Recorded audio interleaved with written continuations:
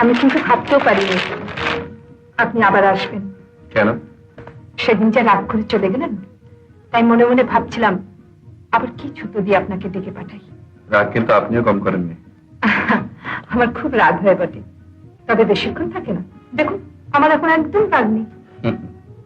রাগের বসে এই ভ্যানিটি ব্যাগটা আমার চেম্বারে ফেলে এসেছিলাম। Thank you doctor Mukherjee.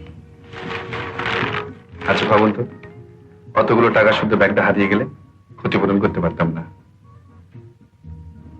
ক্ষতিপূরণ আমি চাইতাম না। আমার জীবনে অনেক ভালো জিনিস টেকে না, তেমনি হয়তো ভাবতাম এটাও টিকলো না। দুঃখ কেন? বারে দুঃখটা কি আপনার একলা? আর কারোর দুঃখ থাকতে পারে না?